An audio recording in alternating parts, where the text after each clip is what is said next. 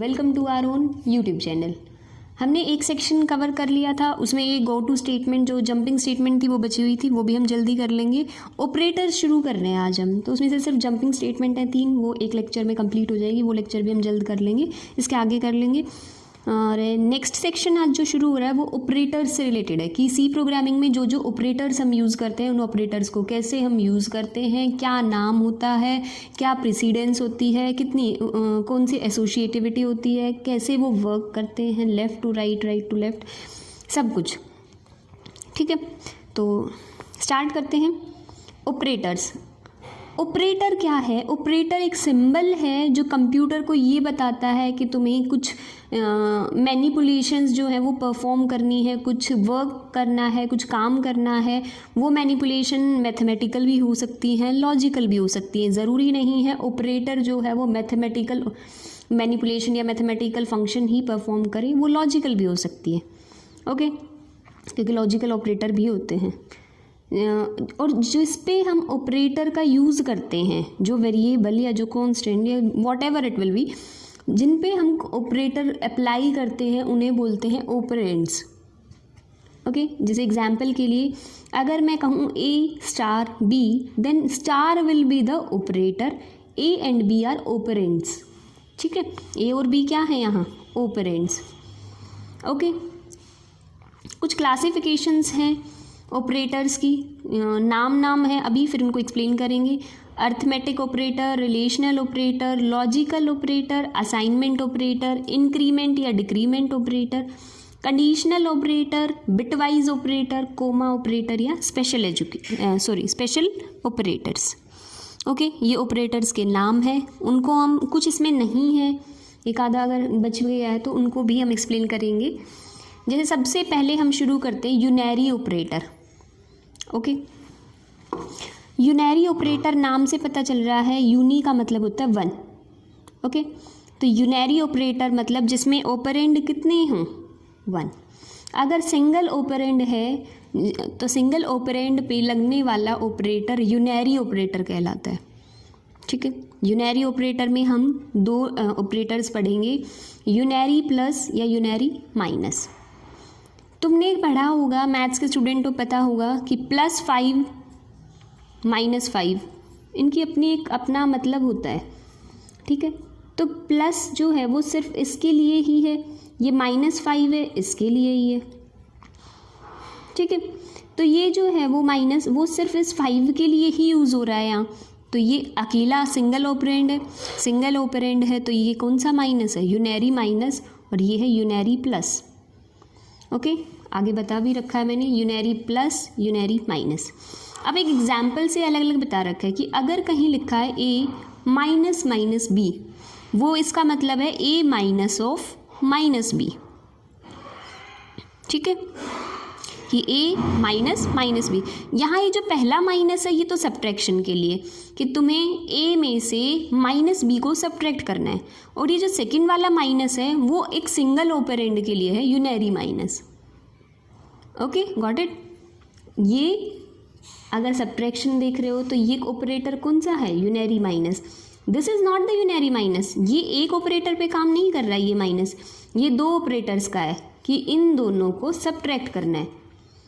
ये यूनरी है, ये बाइनरी वाला है, मतलब बाइनरी मतलब होता है 2, यूनरी मतलब 1, तो ये बाइनरी वाला है, ये 2 ऑपरेंड्स पे लग रहा है, ये यूनरी माइनस है, ये सिंगल ऑपरेंड पे काम कर रहा है।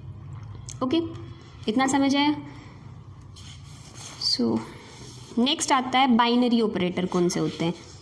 बाइनरी अर्थमेटिक ऑपरेटर्स, नाम बता रहा है अपने आप में।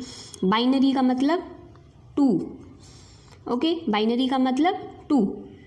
तो बाइनरी अर्थमेटिक ऑपरेटर्स हैं, अर्थमेटिक मतलब कैलकुलेशन से रिलेटेड वाले। ठीक है, इसमें 5 ऑपरेटर्स हैं, मल्टीप्लिकेशन, डिवीज़न, रिमाइंडर, एडिशन या सब्ट्रैक्शन। सबसे पहले मल्टीप्लिकेशन का सिंबल होता है स्टार, ये जो एस्टरिस्क स्टार बोलते हो ना आप लोग, तो एस्टरिस्क, इसको नाम क्या होता है स्टार का? एस्टरिस्क। तो ए स्टार बी, तो मतलब ए मल्टीप्लाई बी। डिवीज़न का वही रहता है स्लैश वाला।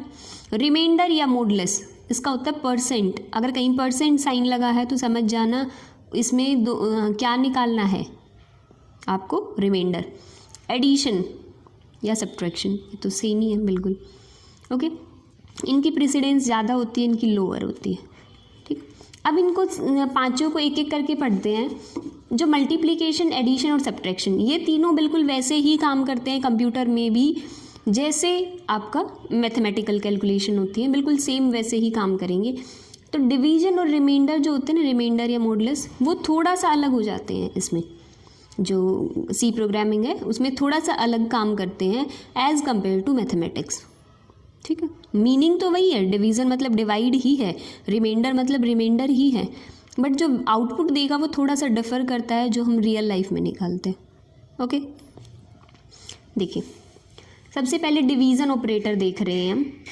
ये सारे बाइनरी ऑपरेटर हैं क्योंकि ये हर ऑपरेटर के लिए कितने ऑपरेंड्स रिक्वायर्ड हैं, 2। तो बाइनरी का मतलब क्या होता है, 2। जैसे ए स्टार बी, ए डिवाइड बी, ए परसेंट बी, या ए मोडुलो बी, या ए रिमाइंडर बी, ए प्लस बी, ए माइनस बी। तो डिवीज़न देखते हैं, ए डिवाइड्स बी। ठीक है, एक मिनट, अभी देखो, when both operands of division are of same sign then fractional part is truncated। कि अगर हम कह रहे हैं 2 is divided by 3 इस तरह करके है, तो आपका क्या है, कुछ ना कुछ पॉइंट में वैल्यू आएगी। अगर ऐसा है कि पॉइंट में वैल्यू आ रही है तो वो जो पॉइंट वाला है डेसिमल पार्ट या फ्रैक्शनल पार्ट होगा उसे हम रिमूव कर देते हैं, सिर्फ जो होल पार्ट होता है उसे लिखते हैं अगर दोनों का सेम साइन है तो। लेकिन अगर एक का नेगेटिव, एक पॉजिटिव, एक पॉजिटिव, एक नेगेटिव, मतलब दोनों के ऑपोजिट साइन है, दोनों में से एक भी नेगेटिव हो जाता है, तो रिजल्ट मशीन डिपेंडेंट देगा। वो नेगेटिव को भी ट्रीट कर सकता है और पॉजिटिव भी। ठीक है, ओके, तो वो टोटली मशीन पे डिपेंड करता है। ये कोई नहीं है कि हमेशा ज़ीरो ही आएगा, या मतलब अगर कोई आंसर 1 आना है और -1 आना है तो कई बार मशीन उसको 1 दिखा देगी, कई बार -1। तो मशीन डिपेंडेंट होता है इट्स होल। एग्जाम्पल से पता चल जाएगा कि अगर हम कहीं a divides b, a is divisible by b, मतलब 3 डिवाइड्स 2 है। ठीक है, 2 इज़ डिवाइडेड बाई 3 है, तो अगर आप इसको डिवाइड करोगे तो 0 पॉइंट समथिंग आएगा। ओके, तो 0 पॉइंट समथिंग मतलब डेसिमल पार्ट जो है वो क्या होता है, ट्रंकेट कर देते हैं, हम रिमूव कर देते हैं, तो आंसर विल बी 0। और अगर -2 बाई -3 है तब भी यही होगा। क्यों? क्योंकि दोनों के दोनों न्यूमरेटर और डिनोमिनेटर में दोनों में क्या है, सेम साइन। लेकिन इन केस -2 बाई 3 हो या 2 बाई -3 हो, मतलब दोनों में से एक जो है वो नेगेटिव हो जाए, या फिर हम कहें कि दोनों के साइन ऑपोजिट हो जाए, तो वो मशीन डिपेंडेंट होता है। वो इसका आंसर 0 भी दे सकता है, -0 भी दे सकता है। ओके, हालांकि इसका कोई वैल्यू नहीं है, लेकिन कंप्यूटर में ये थोड़ी है कि 0 की कोई वैल्यू नहीं होती है, 0 प्लस समथिंग नहीं होता है। ओके, कि 0 माइनस या प्लस नहीं होती है। तो last one is remainder modulus, remainder या मॉडुलस। इसका साइन आपको पता है a%b। ठीक है, वही है सेम, अगर दोनों पॉजिटिव हैं या दोनों सेम साइन के हैं तो कोई फ़र्क नहीं पड़ेगा, जो रिमाइंडर आना होगा वो आ जाएगा।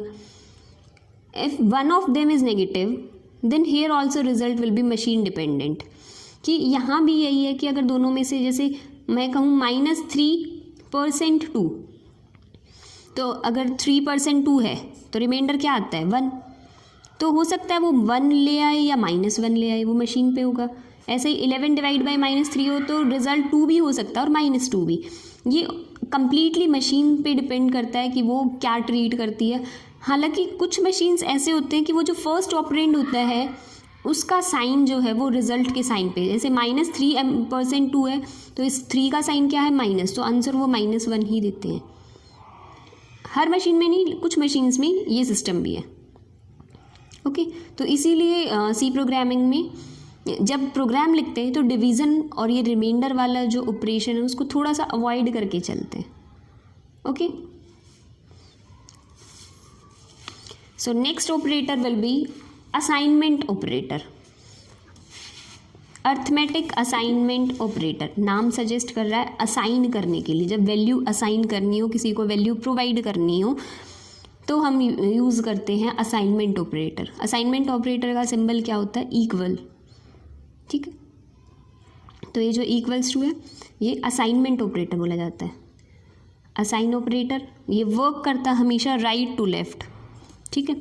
जैसे अगर मैं कहूँ a प्लस बी तो हम क्या बोलते थे 2 + 3, लेकिन अगर असाइन करना है तो असाइन होता है y की वैल्यू जो वो x में असाइन होगी, ठीक है। जैसे x = 2 लिखा हुआ है, अब ये थोड़ी है कि x जो है वो रिप्लेस करता है, इसका मतलब होता है 2 वैल्यू आ गई किसकी, x की, राइट टू लेफ्ट होती है इसकी, ठीक है। एसोसिएटिविटी पता चल गई। अब असाइनमेंट भी या असाइन ऑपरेटर भी कैसे वर्क करता है कि वो एडिशन में भी यूज़ होता है, सब्ट्रैक्शन में भी, मल्टीप्लाई में भी, डिवाइड में भी या रिमाइंडर में भी। जो बाइनरी ऑपरेटर्स पढ़े हैं हमने उन सब के लिए सब में असाइन ऑपरेटर यूज़ किया जा सकता है। अगर ऐड असाइन है तो ऐड के साथ इक्वल, सब्ट्रैक्ट असाइन है तो सब्ट्रैक्ट और असाइन ऑपरेटर, मल्टीप्लाई है तो ऐसे एस्टरिस्क और इक्वल्स टू। कैसे वर्क करता है ये भी बाइनरी। अगर add assign, subtract assign, multiply, तो क्योंकि ये बाइनरी है तो ये भी होगा।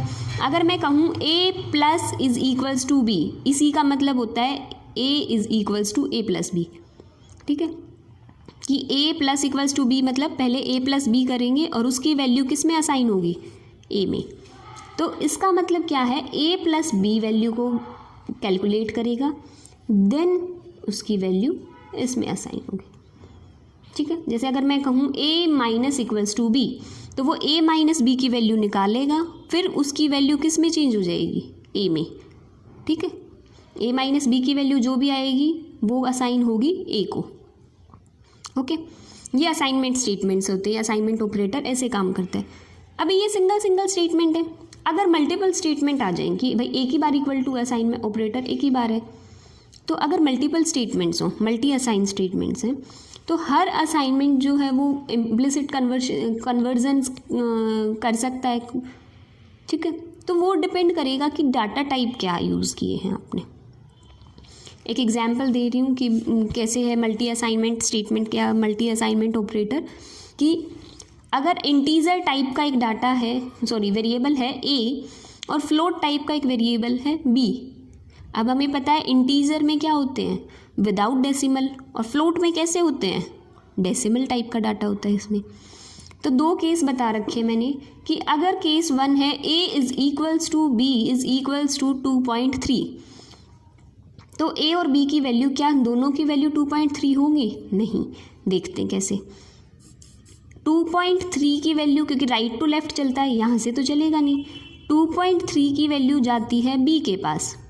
अब b किस टाइप का डाटा है, इसका डाटा टाइप क्या है, फ्लोट। फ्लोट में तो पॉइंट वाली वैल्यू होल्ड कर सकता है, तो b की वैल्यू क्या होगी 2.3। अब b की वैल्यू आ गई 2.3, फिर ये वाला काम करेगा कि इसकी वैल्यू किसको असाइन होगी, a को। अब b की वैल्यू क्या है 2.3, तो b की वैल्यू जो 2.3 है वो किसको असाइन हो जाएगी, a को। अब a में 2.3 वैल्यू आ गई, तो a किस टाइप का डाटा टाइप है, इंटीजर टाइप का। इसमें तो पॉइंट वाली वैल्यू या डेसिमल वाला पार्ट कोई नहीं होगा, फ्रैक्शनल पार्ट तो होता ही नहीं इसमें। तो 2.3 की बजाय वो जो फ्रैक्शनल पार्ट है या डेसिमल पार्ट है उसे ट्रंकेट कर देता है, तो a कैसी वैल्यू, कौन सी वैल्यू होल्ड करेगा, 2 रादर देन 2.3। तो instead of holding the value of 2.3, a will hold the value of as 2, okay. Second case है कि अगर यही क्वेश्चन b = a = 2.3 होता, तो 2.3 की वैल्यू पहले किस में जाएगी, a में। a तो इंटीजर टाइप का डाटा है तो वो तो डेसिमल पार्ट लेगा ही नहीं, वो क्या लेगा वैल्यू 2। अब यहाँ से क्या जाएगी, b में जाएगी। a की वैल्यू कितनी आई 2, तो b में कितनी जाएगी 2, क्योंकि 2.3 का तो और b का तो कोई मतलब ही नहीं है, तो b में क्या वैल्यू जाएगी 2, फ्लोट है, ठीक है। वो डेसिमल, बिना डेसिमल, वो तो दोनों टाइप की ले सकता है। इंटीजर ये है कि वो डेसिमल टाइप की नहीं ले सकता, ओके। तो डिफरेंस पता चल गया मल्टी असाइनमेंट में। इनमें आप है ना, ये जो असाइनमेंट ऑपरेटर्स के कुछ एग्जाम्पल होते हैं कि सारे असाइनमेंट ऑपरेटर प्लस माइनस या इक्वल्स टू इस तरह का अगर आता है तो आप कैसे सॉल्व करोगे, क्वेश्चंस आते हैं उस पर, वो प्रैक्टिस करके जाइएगा कि कौन सा असाइनमेंट ऑपरेटर जो है वो कैसे करना है, कैसे वर्क करता है। तो असाइनमेंट ऑपरेटर पे प्लस माइनस डिवाइड ये क्वेश्चन आते हैं। और रूल भी यही होता है कि आपको पहले इनर ब्रैकेट सॉल्व करना है, फिर आउटर ब्रैकेट सॉल्व करना है, फिर मोस्ट मतलब जो बाहर वाला, बिल्कुल बाहर वाला है, वो सॉल्व करना है। ओके, तो वो क्वेश्चन ट्राई कीजिएगा। असाइनमेंट ऑपरेटर पे बहुत क्वेश्चन आते हैं असाइनमेंट के लिए। ओके, तो आज के लिए इतना ही रखते हैं। Thank you guys for watching my video. If you like it, please like, share and subscribe my channel. If you have any doubt, any query, you can message me on Instagram or ask your question in the comment section also. Thank you guys.